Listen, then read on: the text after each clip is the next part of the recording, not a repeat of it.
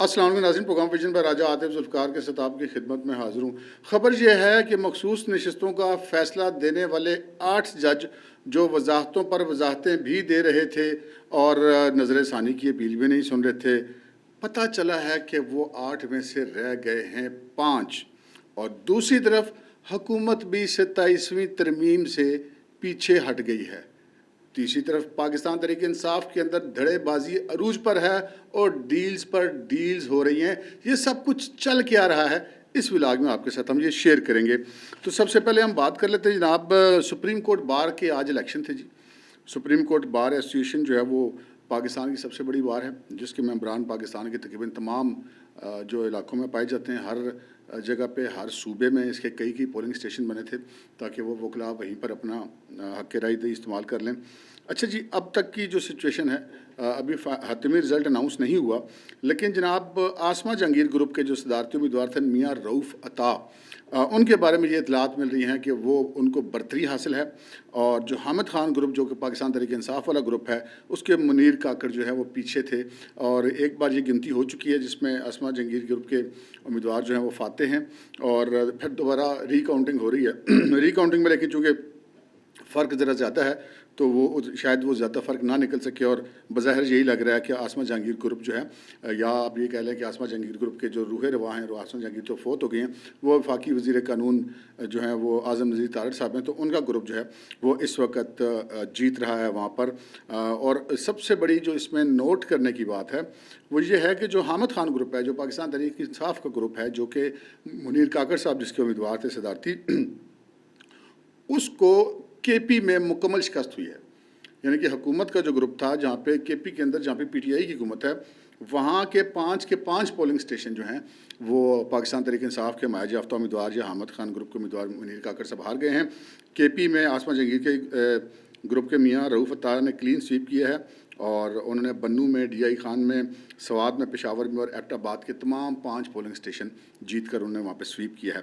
तो ये एक बड़ा झटका है PTI के लिए और ये झटका है उनकी वो जो तरीक चलाने का सोचते हैं बार बार, उस हवाले से भी।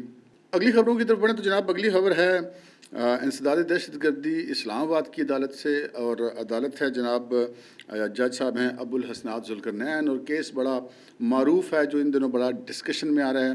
वो जो मारूफ़ वकील हैं और ह्यूमन राइट एक्टिविस्ट हैं जनाब ईमान मज़ारी साहबा, शीरीन मज़ारी साहबा की साहबजादी, और उनके शोहर हादी अली चट्ठा का, ये दोनों जो मियाँ बीवी है, ये इंग्लैंड की क्रिकेट टीम का रूट उन्हें तोड़ने की कोशिश की थी। पुलिस के साथ इन्होंने हाथापाई वगैरह की थी, जिस पर इनके खिलाफ मुकदमा दर्ज करके इन्हें गिरफ़्तार किया गया था और उनको आज जो है इस अदालत में पेश किया गया था, जहाँ पर जो है प्रोसिक्यूशन ने कहा कि जी हमने इनसे तफ्तीश करनी है, हमें इनका जिस्मानी रिमांड दिया जाए। रिमांड तो उन्होंने ज़्यादा मांगा था और जो इन दोनों के वकील थे, ये ख़ुद भी वकील हैं, ईमान मज़ारी और आदिल चट्ठा दोनों मियाँ बीवी वकील हैं, तो इनके वकला का कहना था कि इन्हें डिस्चार्ज किया जाए, या अगर डिस्चार्ज नहीं किया जाता तो इनका जिस्मानी रिमांड ना दिया जाए, जुडिशल किया जाए। तो वो बहरहाल उनकी दोनों की इस्तदाएँ जो है वो मुस्तरद हो गई हैं और जज साहब ने इन दोनों मियाँ बीवी को 3 रोज़ के जिस्मानी रिमांड पर थाना आपारा पुलिस के हवाले कर दिए, जहाँ पर इनके खिलाफ मुकदमा दर्ज है।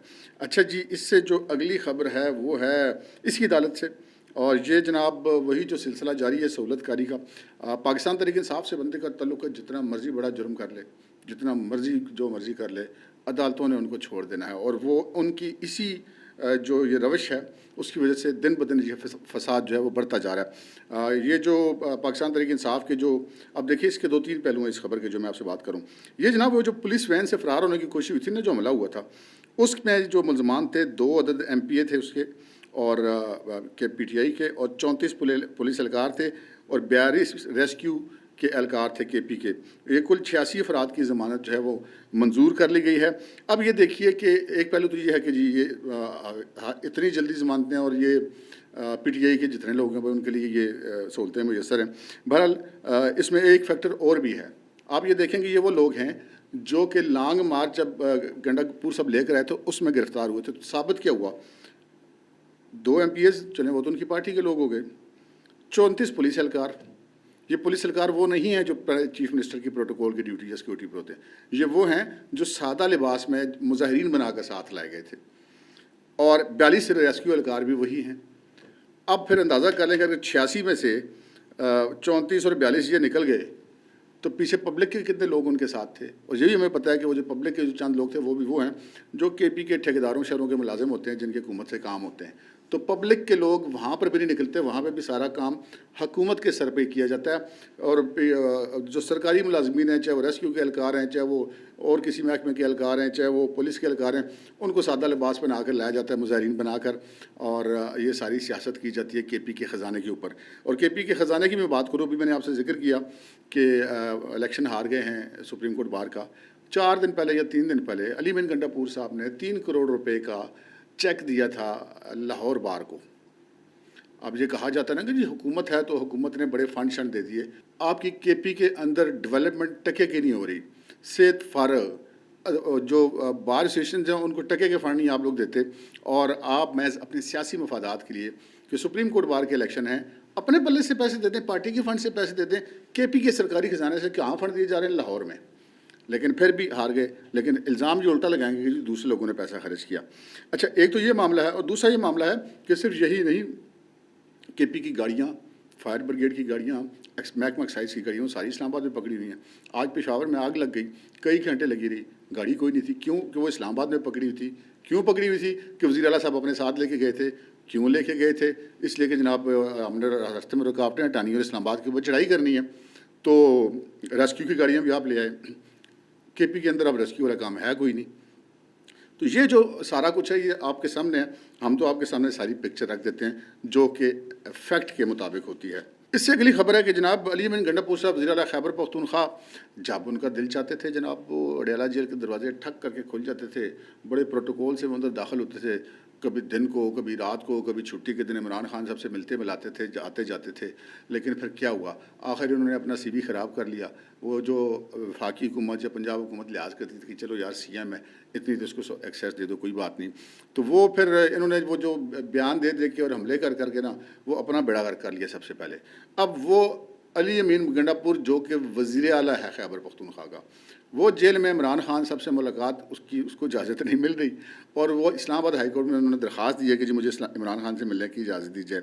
اور اسلام آباد ہائی کورٹ کے جج تھے ارباب محمد طاہر صاحب, انہوں نے جناب 31 اکتوبر تک جیل حکام سے جواب طلب کری اور کہا کہ جی جیل کا کوئی مجاز افسر حاضر ہو کر اس حوالے سے ریٹ پٹیشن میں ان کی نمائندگی کرے. تو یہ معاملات ہیں جناب. اور اگلی جو خبر ہے وہ خبر کیا ہے؟ افسوسناک خبر ہے. آج جناب سینٹرل جیل اڈیالہ راولپنڈی کے باہر ایک احتجاجی مظاہرہ ہوا. جی ہاں, عمران خان صاحب کی رہائی کے حق میں یہ مظاہرہ کیا گیا تھا کچھ خواتین کی طرف سے جن کی قیادت کر رہی تھی ان کی جو پی ٹی آئی کی رہنما ہیں کنول شوذب صاحبہ. اچھا, اس کے اب 2 پہلو ہیں. پہلا پہلو تو یہ ہے کہ انتہائی فضول اور چند خواتین پر مشتمل مظاہرہ تھا, اور اس کا ایک مثبت پہلو ہے. ہم اکثر کہتے تھے کہ بھائی آپ لوگ کہتے ہیں ہمارا لیڈر ہے, اتنا پاپولر لیڈر, تو یار کم از کم آپ جیل کے باہر تو احتجاج کریں. 1 سال ہو گیا وہ ادھر جیل کے اندر بیٹھا, کوئی چڑی کا بچہ ادھر نہیں جاتا. تو چلو کنول شوذب صاحبہ نے اتنی ہمت تو کی, وہ لے کے گئیں چند خواتین کو وہاں پر, لیکن وہ جو ان کا کلیم ہے کہ جی بڑی مقبول لیڈر ہے اور بڑی مقبول پارٹی ہے, وہ سارا کچھ بیڑا غرق ہو گیا. اور آپ یہاں سے اندازہ کریں یہ جو چند خواتین گئی تھیں وہاں پہ عمران خان صاحب کی بہنیں آئیں اور ان سے کنول شوذب سے ہاتھ ملا کے جیل چلی گئیں. اس کے بعد واپسی پر وہ نہیں آئیں کہ ہماری خواتین کھڑی ہیں چلو ہم ان سے مل لیں, یا اپنے بھائی کی رہائی کے لیے ہم خود وہاں پہ کھڑی ہو جائیں. کیوں؟ اس لیے کہ تعداد شرمندہ کر دینے والی تھی, بہت کم تھی. اچھا جی, اگلی خبر کی طرف بڑھتے ہیں. جی اگلی خبر ہے عمران خان صاحب نے کیا ہے ایک ٹویٹ. وہ ٹویٹ میں 3-4 باتیں ہیں, لیکن 2 جو ان کی مین پوائنٹ ہے اس پہ بات کر لیتے ہیں. ایک تو انہوں نے اس ٹویٹ میں یہ کہا ہے کہ 26ویں ترمیم کی جنہوں نے حمایت کی ہے انہوں نے ملک سے غداری کی ہے. ویری گڈ خان صاحب, بالکل ٹھیک کہہ رہے ہیں آپ. اب عمران خان صاحب اپنے سے غداری کو ملک سے غداری سمجھتے ہیں. چلیں, اب بات یہ ہے کہ بھائی صاحب منافقت بند کریں. مولانا فضل الرحمان صاحب نے 26ویں ترمیم کے حق میں ووٹ دیا ہے, اور آپ نے اس ووٹ دینے کے بعد ان کا شکریہ ادا کیا ہے. اور آپ اب کہہ رہے ہیں کہ جنہوں نے 26ویں ترمیم کو ووٹ دیا انہوں نے ملک سے غداری کی ہے. تو عمران خان صاحب آپ ملک سے غداری کرنے والے مولانا فضل الرحمان صاحب کو شکریہ ادا کرتے پھر رہے ہیں, اور ابھی بھی ان کی حمایت کے طالب ہیں. تو آپ ہی اپنی اداؤں پہ ذرا غور کریں. ہم اگر عرض کریں گے تو شکایت ہوگی. دوسری کون سی بات خان صاحب نے کہی؟ ایسی بات کہ میں جب بھی یہ سنتا ہوں, پڑھتا ہوں, کسی سے کوئی اس پہ بات کرتا ہے, میرا تو کہتے ہیں نا ہانسا نکل جاتا ہے, ہنسی نکل جاتی ہے. انہوں نے کہا جی میں قوم کی آزادی کے لیے لڑ رہا ہوں اور لڑتا رہوں گا. خان صاحب نے ہمیں بتایا تھا کہ وہ امریکہ سے قوم کو آزادی دلانا چاہتے ہیں کیونکہ انہوں نے اس کی حکومت گرائی تھی. آپ کو ان کی تقریریں یاد ہوں گی کہ ہم کوئی امریکہ کو مخاطب کر کے کہا تھا کہ ہم کوئی غلام ہیں کہ تم جو کہو ہم کر لیں. لیکن آج کیا کر رہے ہیں؟ آج امریکہ عمران خان کی آزادی کے لیے کوشش کر رہا ہے، برطانیہ عمران خان کی آزادی کے لیے کوشش کر رہا ہے، اسرائیل عمران خان کی آزادی کے لیے کوشش کر رہا ہے، اور پھر جناب یہ بھارت ان کی آزادی کے لیے کوشش کر رہا ہے. وہ امریکہ جو عمران خان صاحب کو آزاد کرانے کی کوشش کر رہا ہے، عمران خان صاحب ان کی مدد سے آزاد ہو کے قوم کو امریکہ سے آزادی دلائیں گے. کیا بات ہے جی، زبردست. خان صاحب چھا گئے آپ. اور قوم جو ان کے فالورز ہیں وہ ڈیلیبریٹلی بیوقوف بنتے ہیں اور بننے کو تیار رہتے ہیں، اور اس پہ وہ خوشی محسوس کرتے ہیں. مرضی ہے بھائی ان کی. اچھا جی آگے چلتے ہیں جی، اگلی خبر کی طرف بڑھتے ہیں. اور اگلی خبر ہے جناب وہ جو آپ نے تھم نیل پر دیکھی. جی ہاں جناب، سپریم کورٹ کی ہم نے آپ سے کر کے نا بڑا رولا ہے. وہ جو 8 جج تھے نا، وہ تو 13 ججوں میں سے 8 ججز نے فیصلہ دیا تھا اکثریت کی بنیاد پر. ان میں سے جناب 5 جج رہ گئے، 30 جج ٹوٹ گئے. نظر ثانی ابھی لگنی ہے، یہ بھی میں آپ کو بتا دوں. اچھا جی، اب یہ ایک بڑے سینئر جرنلسٹ ہیں، سپریم کورٹ پریس ایسوسی ایشن کے صدر بھی رہے ہیں، ہمارے دوست ہیں طیب بلوچ صاحب، میرے کولیگ بھی رہے ہیں. انہوں نے جو ہے وہ عمران وسیم صاحب کے پروگرام میں انہوں نے یہ بات کی ہے، اور انہوں نے یہ انکشاف کیا کہ جناب یہ جو ہے وہ اب 5 جج رہ گئے ہیں، اور باقی 3 ان کی اطلاع کے مطابق اپنے پچھلے کیس والے حوالے سے اپنی سوچ کو بدل چکے ہیں، جو کہ نظر ثانی کی اپیل میں سامنے آ جائے گی. انہوں نے یہ کہا کہ جناب سپریم کورٹ بار نے عشائیہ دیا جسٹس قاضی فائز کے حق میں، اور بار کونسل نے بھی دیا. وہاں پر سے 8 ججوں نے عدم شرکت نہیں کی، وہاں پہ 5 ججوں نے عدم شرکت کی، یعنی کہ باقی جو 3 جج تھے وہ آئے تھے اس وہاں پر. تو انہوں نے ان 5 سے اپنے آپ کو ڈسٹنس کیا. اوکے. پھر جب فل کورٹ ریفرنس ہوا جسٹس قاضی فائز کے اعزاز میں، تو اس میں بھی وہی 5 لوگ نہیں آئے، جبکہ وہ جو 3 جج تھے جو پہلے ان کے ساتھ تھے وہ اس ریفرنس میں بھی شریک ہوئے، قاضی صاحب کا الوداعی ریفرنس. اچھا، اب اس سے بالکل یہ صاف نظر آ جاتا ہے کہ وہ اب ان کا ساتھ چھوڑ گئے ہوئے ہیں. اچھا، پھر جناب ایک جسٹس جو یحییٰ آفریدی ہیں، جو چیف جسٹس نئے بنے ہیں، انہوں نے اپنی حلف برداری سے قبل اور اپنی نامزدگی سے کے بعد رات کو ایک عشائیہ دیا. یہ عشائیہ انہوں نے سپریم کورٹ کے باہر دیا، اور اس عشائیے میں جو لوگ شریک تھے ان میں سے سپریم کورٹ سے کسی کا تعلق نہیں تھا. یعنی اس میں وہ لوگ تھے جن سے ان کا ذاتی تعلق تھا، جن کے فیملی کے لوگ تھے، ان کے دوست احباب تھے، ان کے کلاس فیلوز تھے. وہ ان لوگوں کو انہوں نے کھانا دیا تھا، اور اس میں صرف ایک جج شریک تھا، اور وہ جج تھے جسٹس اطہر من اللہ. اب جسٹس اطہر من اللہ کے بارے میں یہ خبریں سننے میں آ رہی ہیں کہ جسٹس یحییٰ آفریدی، جن کا وہ آپ کو میں نے بتایا تھا نا کہ ان تینوں نے اکٹھے چیمبر شروع کیا تھا، یحییٰ آفریدی صاحب نے اور اطہر من اللہ صاحب نے اور جسٹس منصور علی شاہ صاحب نے جوانی کے زمانے میں، تو یہ پرانے دوست ہیں. لیکن اب ذرا یہ کہتے ہیں کہ وہ جسٹس اطہر من اللہ کو استعمال کرنا چاہتے ہیں ایک مثبت کام کے لیے، اور وہ مثبت کام یہ ہے کہ سپریم کورٹ کے اندر سے تقسیم کو ختم کیا جائے. اور شاید اسی پیش رفت کے طور پہ انہوں نے ایک گڈ جسٹس کے طور پہ جسٹس منصور علی شاہ اور جسٹس منیب اختر کو پریکٹس اینڈ پروسیجر کمیٹی کا حصہ بھی بنایا ہے. ٹھیک ہے جی. تو یہ جناب اب وہاں پر جو گروپنگ ہے وہ چل رہی ہے، اور اب وہ جو 8 جج تھے وہ 5 رہ گئے ہیں. نظر ثانی توہین عدالت کی درخواست تو لگی ہوئی ہے، توہین عدالت کی درخواست لگے گی تو ساتھ ہی پھر نظر ثانی کی درخواست بھی لگے گی. اب وہی بینچ رہتا ہے 13 رکنی، یا کوئی بدلتا ہے، تو وہ جو اگر رہے گا تب بھی اس چیز کا غالب امکان ہے کہ نظر ثانی کی اپیل جو ہے وہ منظور ہو سکتی ہے، بلکہ ہوتی ہوئی دکھائی دے رہی ہے، بظاہر ایسا لگتا ہے. اب باقی تو جب عدالت کیس سنے گی تو تبھی پتہ چلے گا. اچھا، ایک تو یہ جناب ہم نے آپ کو ایک بڑی ڈیولپمنٹ تھی، یہ آپ کے ساتھ شیئر کر دی. اچھا جی، ایک اور ڈیولپمنٹ ہے میرے خیال ہے، بلکہ اس ڈیولپمنٹ سے پہلے ہم بات کر لیتے ہیں پاکستان تحریک انصاف کے اندر گروپ بندی کے حوالے سے. پاکستان تحریک انصاف کے اندر جناب گروپ بندی، دھڑے بازی اس وقت اتنے عروج پر ہے کہ شاید پی ٹی آئی کی اپنی تاریخ میں کبھی بھی اتنی نہیں رہی. مطلب ہر لیول پر لڑائی جاری ہے. عمران خان صاحب کے گھر سے لے کے نا ان کی بیوی اور بہنوں کے درمیان لڑائی ہے. آپ کے علم ہے بشرا بی بی اور علیمہ خان وغیرہ کے مابین وہ لڑائی ہے. پھر پارٹی کے اندر لیڈرشپ کے اندر لڑائی ہے.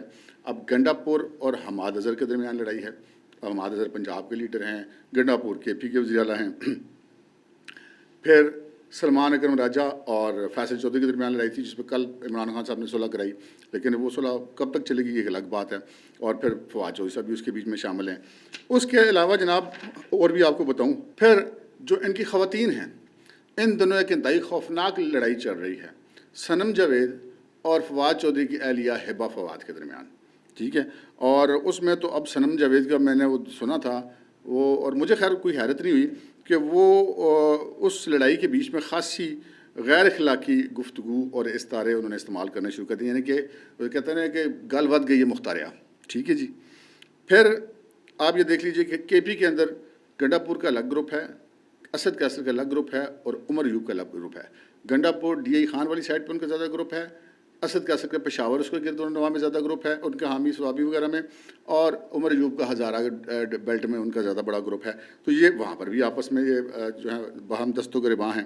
پھر اب بشرا بی بی وہاں پہ جا کے بیٹھ گیا، اب ایک نئی گروپنگ شروع ہوگی.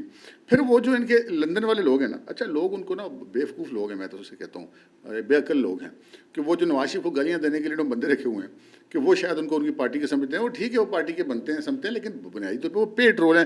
غالباً $50 پاؤنڈ ان کو پر ڈے کے ملتے ہیں وہاں پہ نواز شریف کے گھر کے آگے کھڑا ہونے کے. اس میں یہ سارا امیر، تو یہ شیان علی، تو یہ جتنے لوگ ہیں یہ سارے اس کے اندر شامل ہیں. اچھا اب وہاں پر کل لڑائی ہو گئی جب نواز شریف نے آنا تھا، کس کی؟ ان کی آپس میں. سارا میر نے پولیس بلوا لی کہ جی شیان علی کی اماں نے مجھے مارا دھکا، ٹھیک ہے، اور آپس میں یہ وہاں پہ لڑ پڑے جوتیے سارے. اب دلچسپ بات ہے کہ میں آپ کو ایک چھوٹی سی واقعہ بتا دیتا ہوں. یہ جب نواز شریف جو ہے نا وہ وہاں پہ رہتے تھے ابھی پاکستان آنے سے پہلے، تو یہ ان کا روز وہاں پہ کام ہوتا تھا، پیسے ملتے تھے بھائی، ان کی دیہڑیاں لگی ہوئی تھیں. اور عام پاکستانی جو یوتھی ہیں وہ یہ سمجھتے ہیں یہ بڑے کوئی قوم یوتھ کے مجاہد ہیں. ایسا کوئی چکر نہیں ہے بھائی، صرف روکڑے کا چکر ہے. اب کیا ہوا جب نواز شریف پاکستان آ گیا تو ان سب کا کیا ہوا؟ پیسے تو ہو گئے بند. پیسے دیتی تھی جمامہ یا پارٹی کے اور بھی سورسز دیتے ہوں گے. اب وہ پیسے ہو گئے بند. تو پھر ان کا کیا ہوا؟ یہ جو اپنے لکھتے ہیں نا کہ میں کو بڑا ایل ایل بی ہوں، اسکول سے نکال دیا گیا تھا شیان علی، ٹھیک ہے جی. وہ باقاعدہ طور پر لندن میں نواز شریف صاحب کے واپس آنے کے بعد کلفیاں بیچتے رہے. ابھی پرسوں تک وہ کلفیاں بیچ رہے تھے نواز شریف صاحب کے جانے سے پہلے تک. اچھا جی، کلفیاں بیچ رہے تھے. پھر جو یہ سارا میر جو ہے ان کی بڑی سارا میر جو پی ٹی آئی کی لیڈر ہے، یہ وہاں پہ ہوٹل میں ایک ویٹریس ہیں.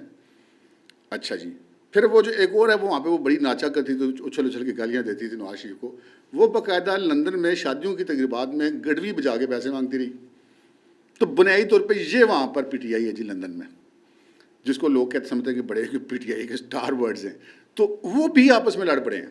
مطلب معاملہ یہاں تک پہنچا ہے پارٹی کے اندر کوئی گروپ، کوئی طبقہ، کوئی لیول ایسا نہیں ہے جس میں لڑائی نہ ہو. اور اس وقت جو سب سے بڑی لڑائی جو اب شروع ہو رہی ہے ان دنوں میں زیادہ تپی ہے، وہ وکلاء اور غیر وکلاء عناصر کے مابین. ہم نے ایک لطیفہ سنا تھا کہ کوئی مالک مکان تھا تو اس کا کوئی کیس عدالت میں لگ گیا، تو اس کا کرایہ دار وکیل تھا. تو اس نے اس کو کہا کہ تم میرا کیس لڑو گے. ٹھیک ہے.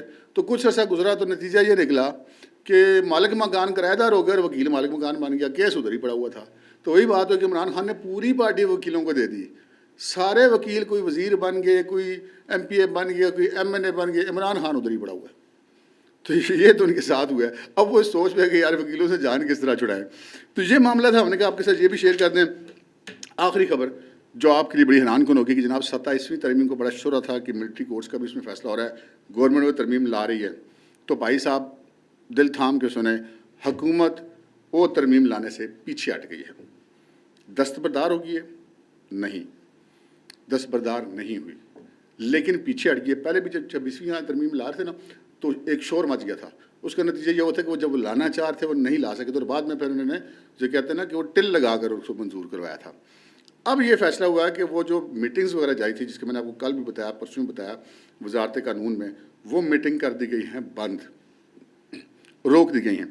فیصلہ یہ ہوا کہ جو ابھی اسمبلی کا اجلاس جاری ہے اس کو ختم کر دیا جائے، اور پہلے اس کو کنٹینیو رکھنے کا ارادہ تھا، اور اس معاملے پہ خاموشی اختیار کر لی جائے. جو کچھ بھی کرنا ہے خفیہ کرنا ہے، چپ چاپ کرنا ہے. ٹائم بے شک اور لگ جائے، اور جب تیاری پوری ہو جائے تو ایک دم سے ترمیم لا کے فائل کر دی جائے اور اس کو منظور کروا لیا جائے. لیکن ایک کام جو ہوگا جس سے حکومت دستبردار نہیں ہوئی، جس کے لیے آپ کو آئین کی 2/3 اکثریت کی ضرورت نہیں ہے، وہ آپ سادہ اکثریت سے قانون میں ترمیم بھی کر سکتے ہیں اور صدارتی آرڈیننس بھی لا سکتے ہیں. یعنی کہ اسمبلی ان سیشن ہو تو آپ اس میں قانون میں ترمیم کر سکتے ہیں. اگر اسمبلی ان سیشن نہ ہو تو صدارتی آرڈیننس لے آتے ہیں، اس کے بعد 3 مہینے کے اندر اسمبلی سے اس کی توثیق کر دیں. سادہ اکثریت تو ایشو کوئی نہیں ہے. وہ یہ ہے کہ جناب جو پریکٹس اینڈ پروسیجر ایکٹ ہے اس کے اندر جو ہے وہ ترمیم لائی جا رہی ہے. اس میں ہو سکتا ہے سارے اختیارات پھر دوبارہ دے دیے جائیں چیف جسٹس کو، اور یہ بھی ہو سکتا ہے کہ وہ جو سینیارٹی لسٹ ہے اس میں رد و بدل کر دی جائے کہ جو سینیارٹی جن کی بائی پاس ہو گئی ہے، جن کی جو سپر سیڈ ہو گئے ہیں، منصور علی شاہ اور منیب اختر، ان کی سینیارٹی کنسیڈر نہ کی جائے اور سینیارٹی سے آگے سے شروع کی جائے. اب دیکھتے ہیں یہ فیصلہ کہاں پہ ہوتا ہے. تو یہ آرڈیننس آئے گا جی، قانون سازی ہوگی، آئین سازی نہیں ہوگی، لیکن عارضی طور پر نہیں ہوگی.